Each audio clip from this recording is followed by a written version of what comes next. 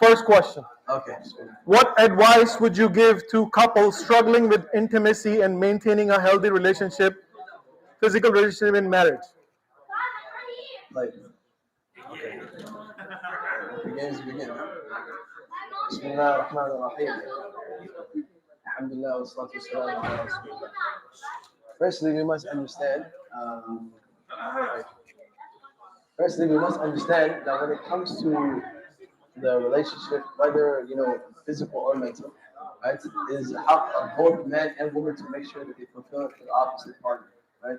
It's not just one where it's just like one-sided, right? So especially when it comes to the question here, saying when it comes to what was it physically, saying like what was the question? It's physically, right? You're talking about?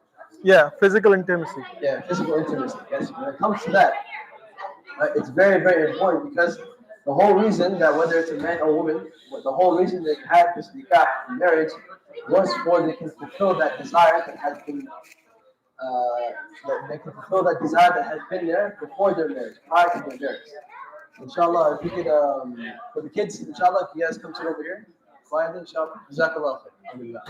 Okay, so this is a haqq, like I said, this is a right for both the male and female, right? If you are married, it is your right to make sure you fulfill the right of the spouse from both ends, yani the wife and the husband has to fulfill the rights for one another. Because that's the whole point of marriage in and of itself, is that because they've waited so long, right? They kept their desires away, they kept away from zina as Allah subhanahu wa ta'ala has ordered in the Holy Quran, right?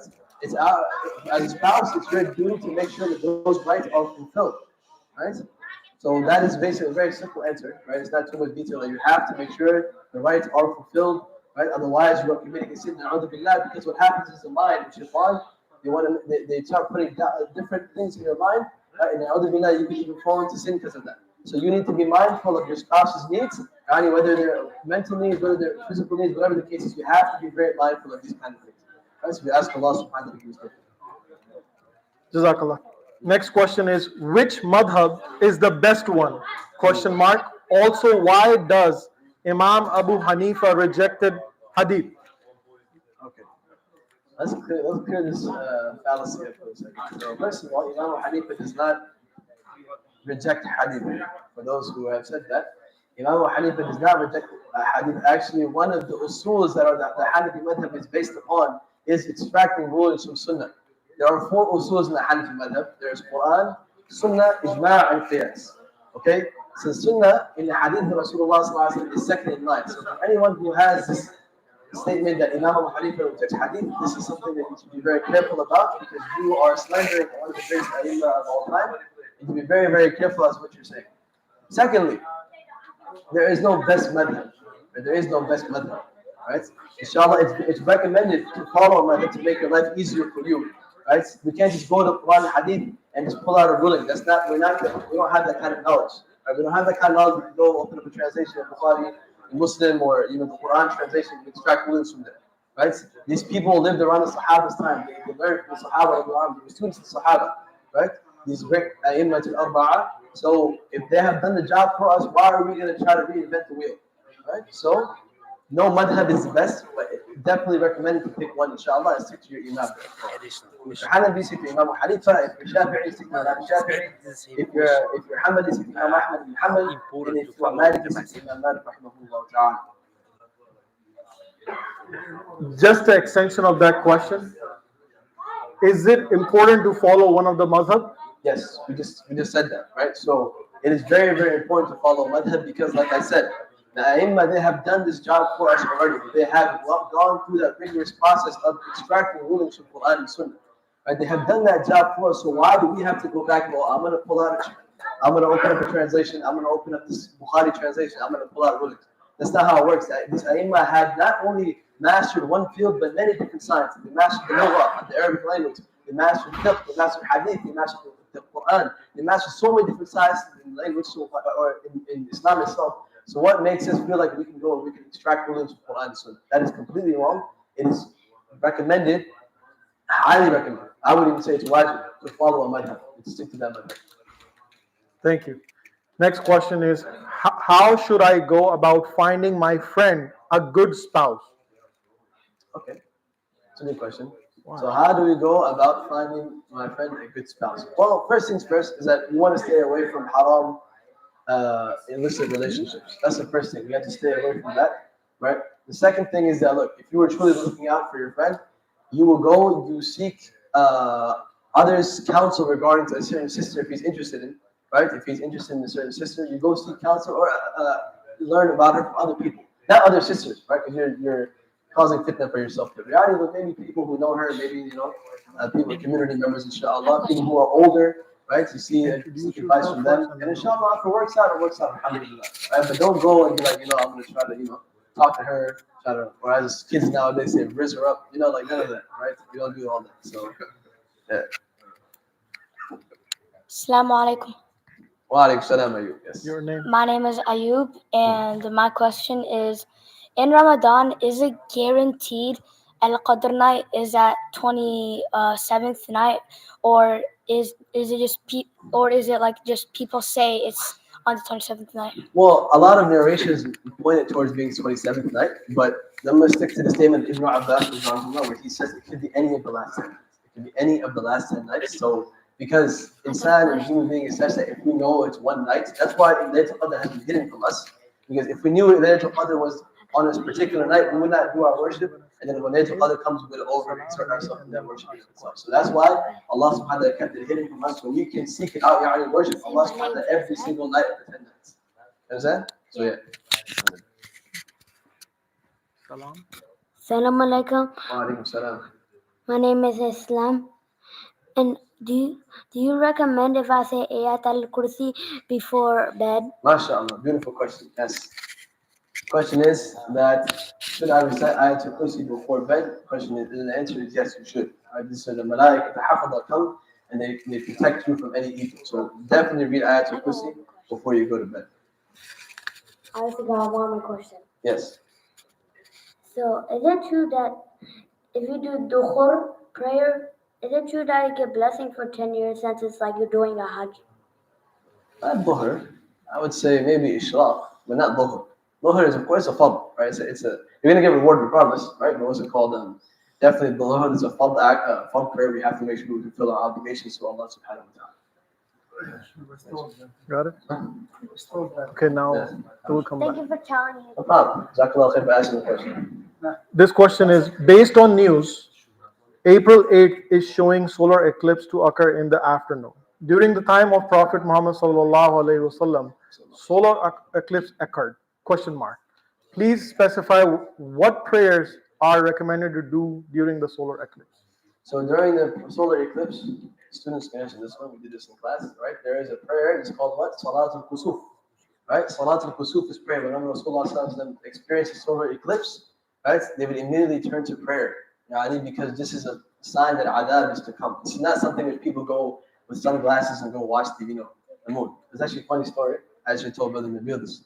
Somebody was saying, how there's Eid is coming up. So they're saying if there's a solar eclipse and the moon is there, does that mean Eid is taking place? No, it doesn't, right? So obviously, the thing is just like the solar eclipse and the Salat al-Kusuf has to be prayed during that time. Is that this is the time where you call on Allah subhanahu wa ta'ala, you make tawbah because you never know what's going to come after that, right? We also have a lunar eclipse as well, right? We have two, right? So. Next question is, thank you for that. The next question is, can you enlighten us on how Allah is just while also merciful? Why is Allah just and merciful? How? Oh, okay. How? Okay. So this is a very beautiful question. Allah subhanahu wa ta'ala, He's made everything in balance. There's adala with Allah subhanahu wa ta'ala. Right? Meaning that there is a system here that if you do wrong, you're going to be punished. If you do good, you're going to be rewarded. Right? Kind of like we have in the system here, whatever it may be. If you do something good, inshallah, you'll be rewarded. If you do something wrong, Allah subhanahu wa ta'ala has every right to punish you. You are His makhluk, you are His creation. Right? So if anything, right, if we have done good, we ask Allah subhanahu wa ta'ala for tawfiq to give us more ability to do good. And if we have done something wrong, we seek the tawbah and forgiveness from Allah subhanahu wa ta'ala, right? So that Allah subhanahu wa ta'ala does not punish us. But yes, like I said, this is a system that Allah subhanahu wa ta'ala has put in place. Right? We don't ask why, we're the servant. We just understand the system, which is a very fair system of Allah subhanahu wa ta'ala. Allah subhanahu wa ta'ala says, I forgot the ayah after, but basically Allah subhanahu wa ta'ala was not going to, no one is going to be oppressed regarding their sins. Everything will be in just balance. Right? Allah subhanahu wa ta'ala will be very just about the judgment on Yawm al-Qiyamah, inshaAllah. So if Allah wants to have mercy on you, He'll have mercy on you based on your a'mal. And if Allah subhanahu wa ta'ala wants to punish you, Allah has every right to punish you. Thank you. I have one question. I'm not sure it's from brother or sister. How should spouses handle conflicts related to in-laws and extended family members in Islam? Hard. No. That's two in-laws yes to deal with. Alright, so how to deal with conflicts between mother-in-law and extended family relations. This is a very touchy topic for a lot of people, right? Because now you have to understand, between the mother-in-law and the wife, the spouse, the husband is stuck in the middle.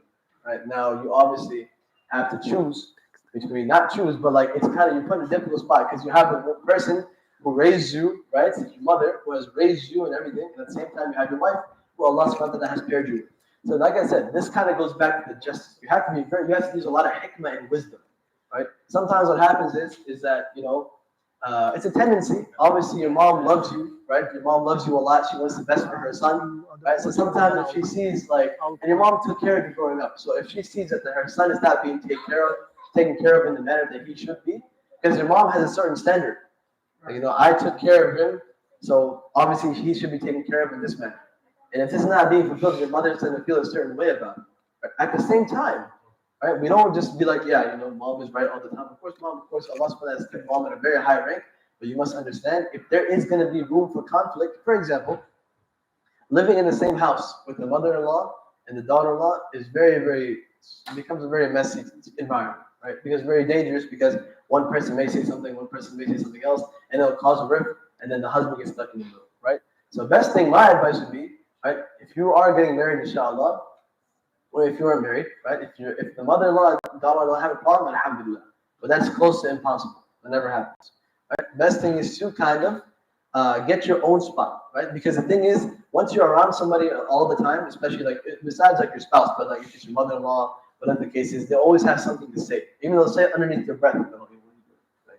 Or they say, you know what I'm saying? They'll put all these little comments here and there, right? And that will start a rift, right? Those little side comments, those are the biggest, they start a big rift. So best thing, my advice would be, is that live separately from, have your wife in your own place, right?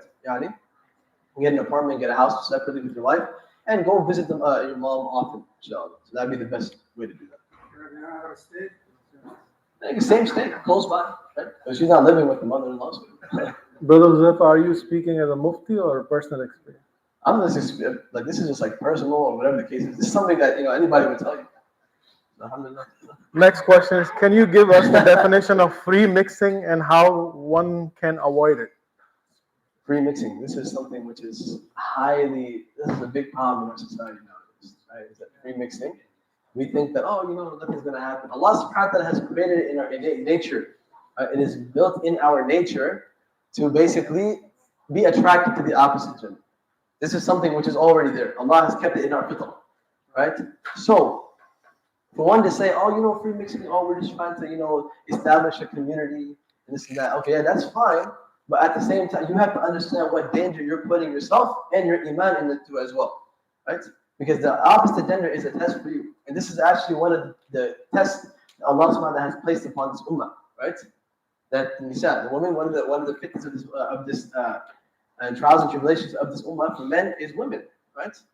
This is what Allah subhanahu wa ta'ala, He says, وَلَا تَقْرَبُوا الزِّنَا, not approach zina, don't even come close to anything that will get you remotely involved in zina. Zina with the eyes, zina with the ears, anything like that. Because this will cause a rift. And now I want to mention, I believe, one second,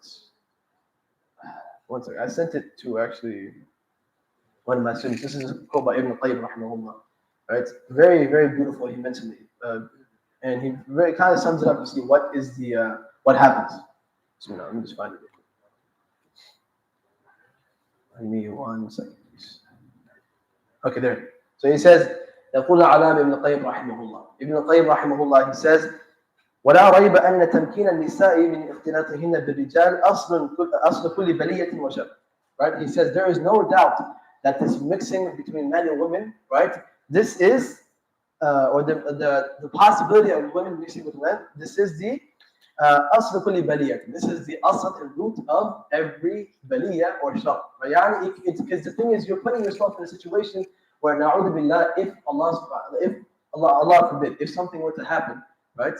يعني it's going to be on your conscience. You as a community as well, if you want to have these gatherings, you have to be very, very mindful, very, very mindful, right? You know, I come from DC. We have a lot of masajid, they have this, like they're very liberal and stuff like that. But the thing is, it has to be controlled. There can't be such a place where you have now women around the same room, really, really close to one another. This is not what our Sharia permits, right? This is not how the deen was spread before, at the time of Rasulullah and after that.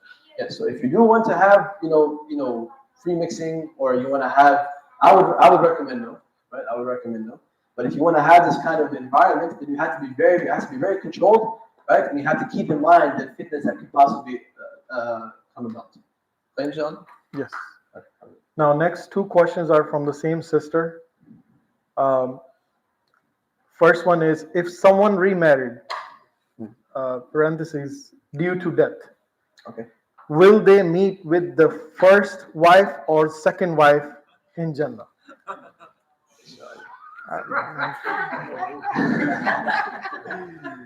Okay. So if you get remarried, right, as the narration mentions that person who does not get married after his spouse dies, Allah subhanahu wa ta'ala will reunite them in Jannah, inshallah. Right? That's just if he did not get remarried or she did not get remarried. Now, if the person did get remarried, then of course Allah is going to reunite you with the person you did get married to after that. Right? There's no 2 or 3 wives. So I mean, inshallah, Jannah you'll get a lot. But I'm saying that in this situation, you'll be reunited with the wife that you were married. Yeah. And you have the Hur Ain as well. Don't forget.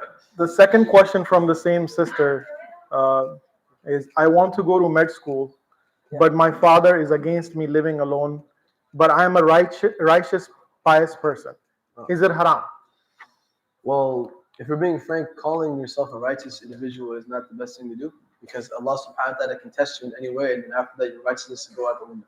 So first things first is that always keep yourself in a state of humility and remind yourself that even if you feel like you're righteous, don't ever point out the fact that you are righteous. Number 2, your father is the one who's looking out for you in the sense that he knows what the world is like out there. If you go to med school alone, even somebody, we talked about the story of Balsisa, right? Remember at the beginning of Ramadan, I believe we talked about it? Did we talk about it here? I think we did. Yeah, in Medina. Oh, okay, so we'll talk about it, right? There was a very, very pious monk, right? His name was Balsisa. Who've heard that story before? You heard about Balsisa? Okay, 1, 2. So, okay, we'll tell the story, inshallah. 4 or 5 people. So Balsisa was such a person, he used to worship Allah subhanahu wa ta'ala for 60 years straight. He worshipped Allah subhanahu wa ta'ala, right? He can call himself a pious, mashallah, 60 years, right? He can't even worship Allah for 60 minutes without getting tired, right? Now, subhanallah, there's three brothers that come. They come to him. They're like, you know what? We want to we want to go fight in the path of Allah subhanahu wa ta'ala, but we have a sister with us, and we thought that you were the most pious person in the city, so you wouldn't take advantage of her. So can you please watch after our sister? So of course, Balsisa's immediate reaction was no. There's no way. I'm not going to put myself in that kind of position. And that kind of goes back to the previous question about mixing, right? Mm-hmm. So, but you see, subhanAllah, shaitan, he works in very mysterious ways. Very ajib. He doesn't work right away. Shaitan has been doing this since the inception of mankind, right? It doesn't work right away. So the brothers leave and shaitan comes to me and look, man, like if they give her to somebody else, they might take advantage of her, and you don't know what's going to happen to her. So just, bring her to your monastery and give her a room, and that's it, right?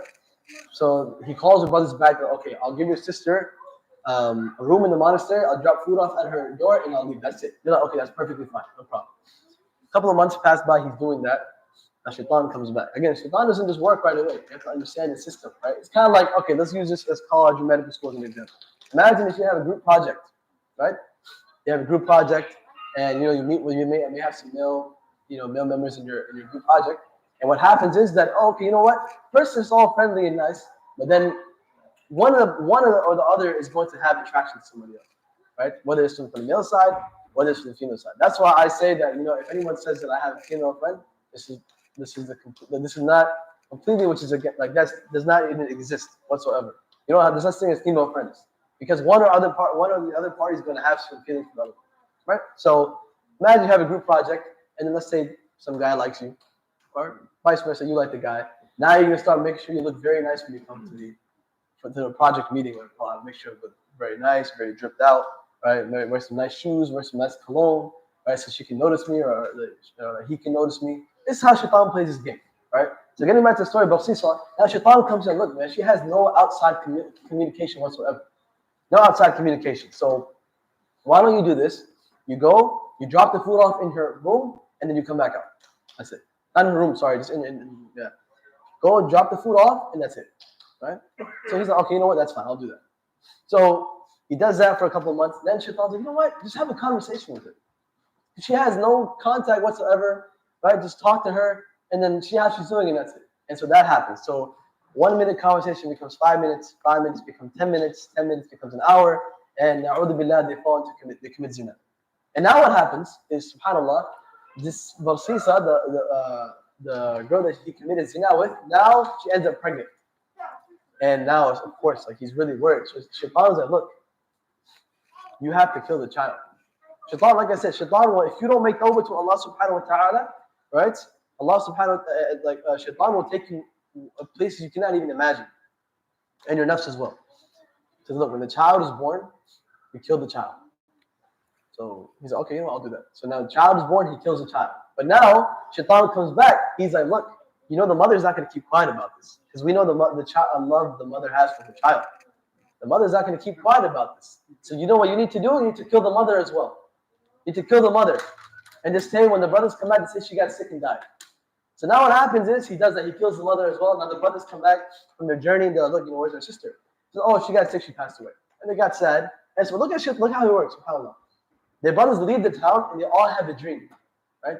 They have a dream in where Shaitan comes to them and tells them what happened. That this is what this person did. Shaitan was on his side first, right? But now Shaitan is on their side. And they all wake up, they're like, I had this dream. Like, wait, I had this dream too. And like, I had this dream as well. So now they go back to the monk and they're like, look, you had this dream. Is this true? And I guess it's true. Now they're taking him for capital punishment. That was the norm back then, right? If you do something wrong, you kill somebody, you have to be put to death. So now he's being put to death, and Shaitan comes to me, look, I can get you out of this. All you gotta do is accept me as your God. That's all you have to do. And then once you do that, you'll be free. You'll be out of the situation. And na'udhu billah, he does that, and as soon as he disappears, who shows up? The angels of death. And he dies as a disbeliever. SubhanAllah. So if somebody who's worshipped Allah for 60 years straight, can fall in a fitna like this with a woman, imagine where if you were to go to medical school, right? I'm not saying go to medical school is a bad thing, but understand where the father is coming from and his concern, right?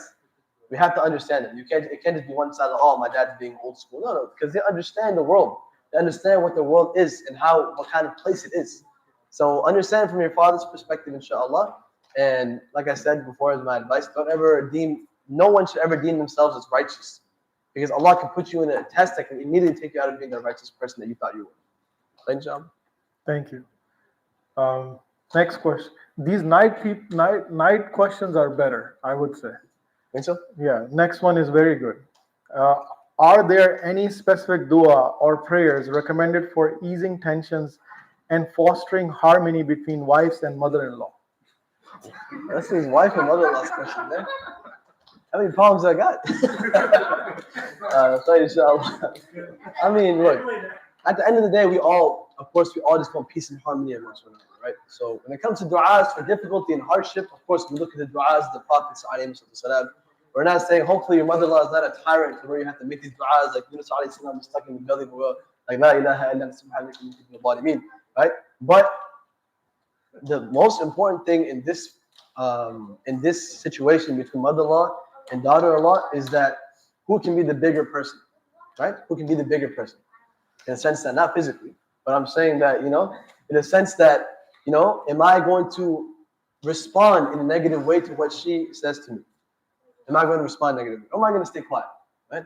Because Rasulullah ﷺ says that person who leaves an argument, even if he knows he's right, Allah subhanahu wa ta'ala will give him a ranking in the upper echelons in Jannah.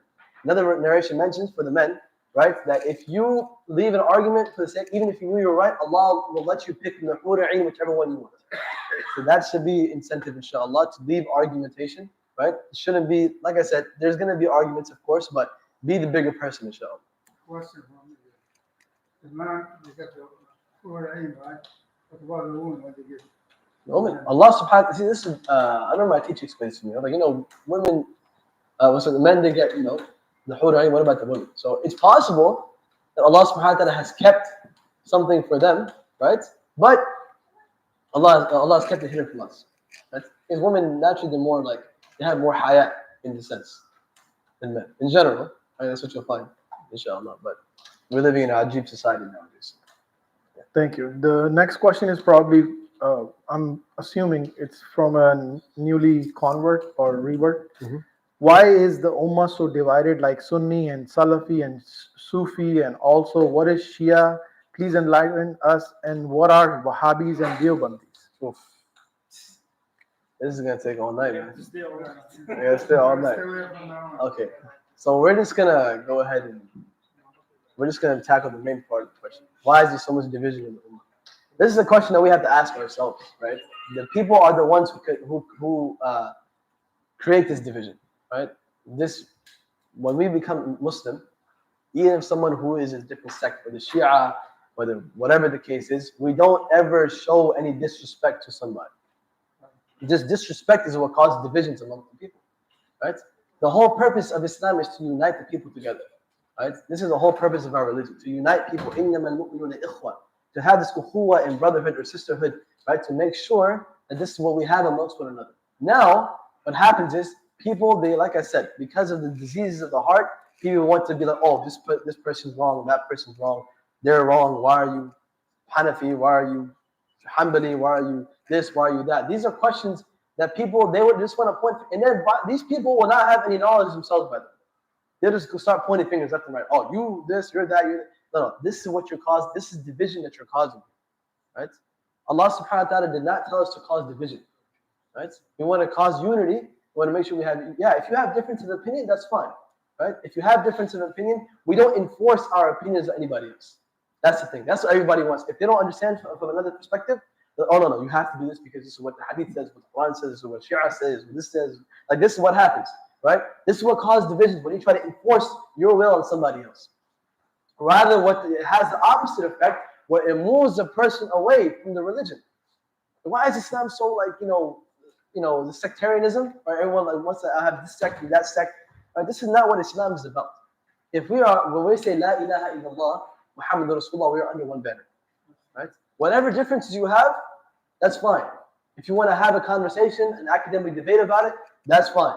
But don't go around pointing fingers that you're wrong, and you're wrong, and she's wrong, and he's wrong. Because the natural reaction of somebody when you tell them they're wrong is automatic. They get upset. Like, what are you talking about? You're wrong. And then it causes that division again. We're not here to cause division. We're here to cause unity. Sometimes you guys may not agree with what I have to say, right? And that's fine. I don't care if you agree with me or not. But as long as we have that ukhuwa and we have that brotherhood in that relationship, alhamdulillah, that's what matters most. Rasulullah sallallahu alaihi wasallam mentioned, إِنَّمَا بُعِثْتُ لِأُتَمِّمَ مَكَارِمَ الْأَخْلَاقِ. Indeed, I was sent to complete this code of ethics. Just learn how to treat one another properly. That's the first step. You want to call yourself, I'm this, I'm that, I'm this, second, that. Forget about all that. Learn how to treat one another first. Treat one another properly. Inshallah, you'll see there'll be so much less division in the ummah if you just treat one another properly. Right? So that's. Thank you. For a woman who has to keep 200 rosas, but she cannot, what is a way out? 200 roses. Okay. 200 fasts. If you cannot do so, then you will give the fidya amount for that fast, which would be the sadaqah al-fitr, which I would say right now is probably $10. Sa'a a week, right? So it would be $10. So if you have 200, that means what? 2,000? You have to give $2,000 worth of fidya. Thank you. Rosa, or the word of fasting. So yeah. What is the hukum for wife? Or hukum is the Urdu word, so you can. Hukum is an Arabic word too. Hukum, okay. What's the hukum for wife if she doesn't have desire but the husband has? If the okay, first thing is first, the husband needs to analyze as to why she's acting like she's acting. Right? That's the first thing. You know, sometimes automatically we want to point to the hadith that that woman who does not, you know, fulfill her husband's needs, right? The malaika send la'na upon her all night, as the hadith mentions. So automatically in our mind, that's the first thing that goes off. But people will forget to this, like, you know, maybe I'm doing something wrong here, right? Maybe if I'm mistreating her. Maybe, you know, like I'm not taking care of her. Maybe because the thing is, a lot of times women they need that love and affection, that reassurance, right? For them to be, you know what, like, you know, because sometimes it will be one thing that's off, and one will be like, no, you know what, I don't want to, like, this and that. So you need to understand what's wrong on your part. What am I doing wrong, right? Am I treating her right? Am I treating her with the respect that she deserves? Am I treating her with love? وَجَعَلَ بَيْنَكُمْ مَوَدَّةً وَرَحْمَةً. We made between you and the spouses mawaddah, like love and rahmah and mercy. Then you see off of that, inshallah, once you change your attitude, first analyze yourself rather than looking at the other person. Analyze yourself first, and then if I'm doing something wrong in my character, then fix that trait in yourself, and inshallah you'll see there'll be a difference. Thank you. When you are in sajda, is it permissible to say your du'as?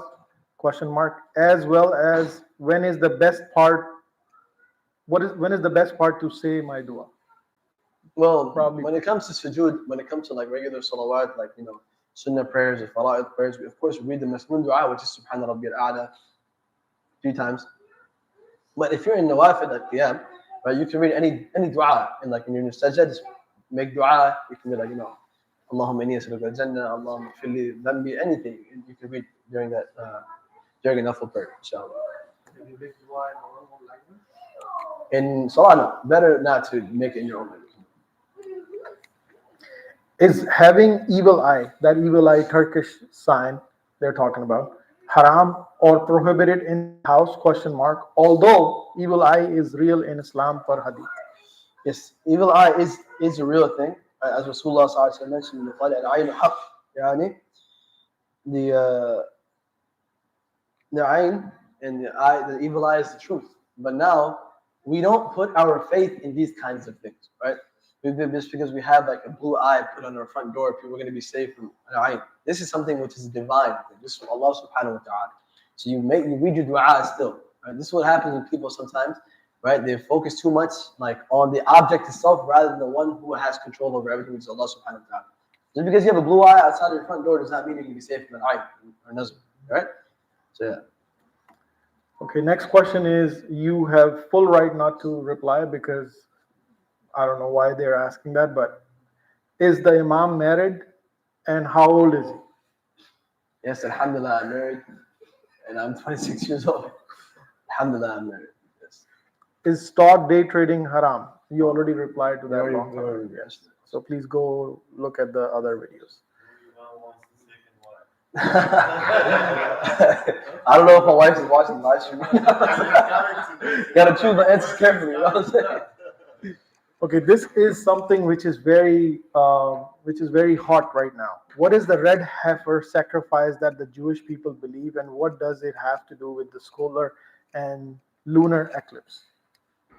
Red heifer sack. I've been reading about it. I haven't gone through it. Inshallah, we'll answer that question next time, inshallah. Okay.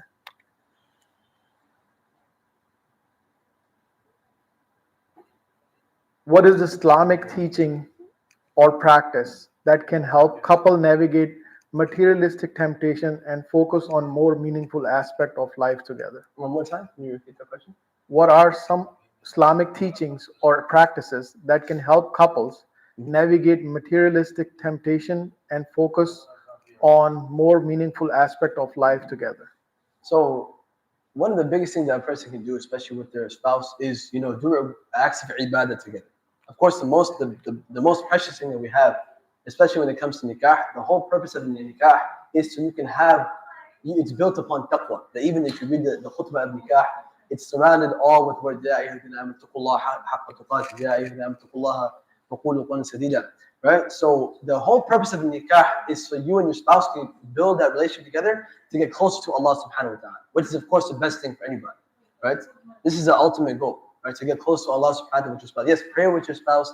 Yani, if you guys choose to fast, right, then you guys should both agree, we're going to fast today, right? These acts of ibadah is what builds love between one another, right? Because if you're doing acts of obedience to Allah subhanahu wa ta'ala, Allah will only increase you in love between one another as well.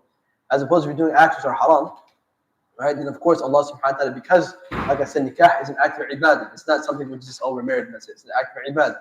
So when you complete that act, you want to make sure that you're also doing other forms of ibadah with your spouse, and inshallah you'll see that difference between you and your spouse's life, and you have a better goal here to get together, to get into Jannah together, inshallah.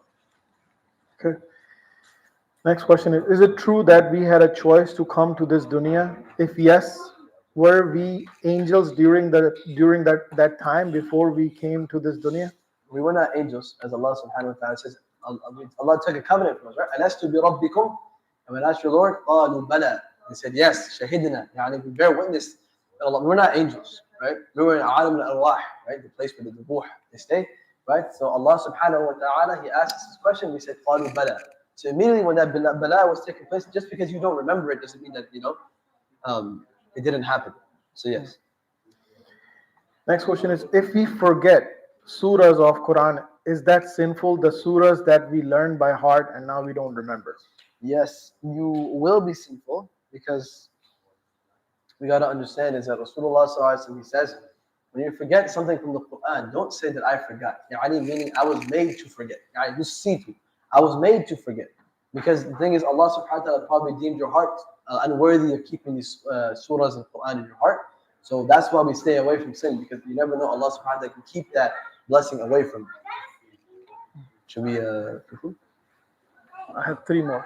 Three more questions? Yeah, Okay. but it's your choice. How long are the questions?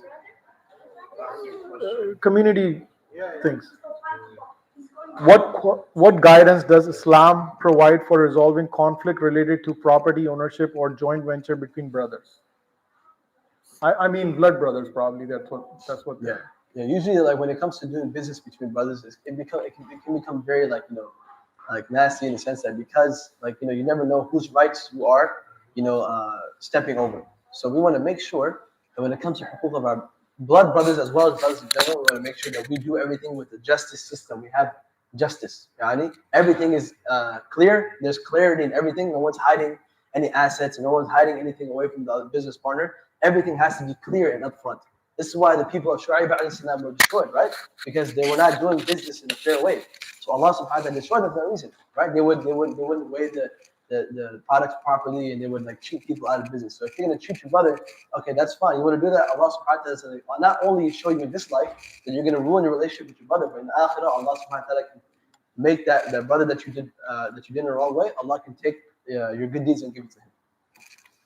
Okay, brother Huzaifah, next question is a little bit two parts, but it's important because a lot of people in the community has this confusion. So if you can take your time to clarify, that will be great.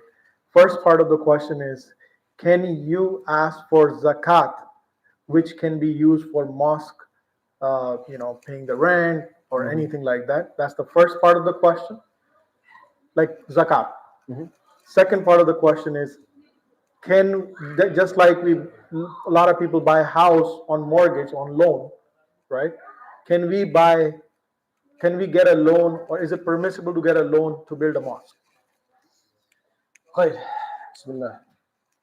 The first question when it comes to zakat is the answer is to that is no. You cannot use zakat funds towards building a masjid. Right? Zakat funds are strictly for the fuqara, as Allah subhanahu wa ta'ala says, إِنَّمَا الصَّدَقَاتُ لِلْفُقَرَاء. Here sadaqah means. What about running the mosque as well? No. When it comes to mosque facilities, zakat cannot be used whatsoever. As Allah says, إِنَّمَا الصَّدَقَاتُ لِلْفُقَرَاء وَالْمَسَاكِينَ. Right? وَالْعَامِلِينَ عَلَيْهَا. The whole ayah, Allah subhanahu wa ta'ala explains to us that look, the money cannot be used from zakat for anything else instead giving to the fuqara. That's what the whole purpose of zakat is. Okay? So we must understand that. So that's the answer to the first question. No, when it comes to money for the masjid, you cannot use zakat for that towards the masjid. Zakat money for that. If you're building a masjid, then have a masjid donation fund separate from zakat. Usually, if you go to masjid, you have masjid donation, you have sadaqah, and you have zakat. Zakat is strictly for the fuqara, strictly for the fuqara, inshallah. So number two is we have what? Is it permissible to get a loan for the masjid right now? So the answer, that's a very tricky question. Personally, I would say that no. If you can get a 0% interest loan, which is very, very difficult, but if you work with somebody, if you're trying to get, it's basically impossible, right? Um, but sometimes, you'll have owners of land, they'll be like, you know what, we'll just pay this. Yeah. If you do sell by owner, it's up to them if they want to charge you, whatever, right? But that's also the message to look for those kind of properties as well. Okay, look, we're not going to pay interest, right? We're just we'll pay you this much amount. Is that third party, right? Yeah, or third party, whatever. Yes, but basically what it is in mortgages in general, not on masajid, but like in houses as well. But I'll use houses too. That you have to exhaust all of your resources Islamically first. You can't just be like, you know what, I'm just gonna get a loan. Exhaust all of your Islamic resources, Islamic banking, buying it cash, right? Everything. And if anything and nothing is working, especially from masajid, we don't. The last thing we want to do is buy a masjid off interest. This is a house of Allah. This is not our house, right? This is the Baytullah. So we can't mess around with it, okay? Because this is something which is going to be here forever, right? When it comes to our houses and stuff like that, right? There's more leniency that if you are unable to find, because sometimes you see these Islamic banks charge more interest, right? Like UIF or Guidance or whatever the case may be, they charge more interest. But we have to ask ourselves this question, right? Am I willing to sell my akhirah for a few extra dollars I have to pay for more? That's the question we have to ask ourselves, right? And if it's way too much, that's way out of our capacity, then okay, make tawbah, right? If you're gonna do it, make tawbah to Allah subhanahu wa ta'ala, you're never gonna do it again, right? But that's the whole point. Exhaust all of your Islamic resources, and then after that, then you go and do what you gotta do. If you're deciding to go the conventional route and get a loan, then like I said, make tawbah to Allah, but first exhaust your resources. Go to these different Islamic banks, see what they have to offer, see if anybody can give you a private loan, right? Like see somebody, okay, give a $600,000, $700,000 loan, but it's paid over this much amount of years. Inshallah, you find people like that. So, good. Thank you. The last question is it permissible to touch the Quran when a woman is menstrual? Absolutely not. Women cannot even recite the Quran when they're on menstruation, right? So, You can conclude it. You can conclude with dua, please. جزاك الله خير. سبحان الله وبحمده سبحانك اللهم وبحمدك نشهد ان لا اله الا انت نستغفرك ونتوب اليك سبحان ربك رب العزه عما يصفون وسلام على المرسلين الحمد لله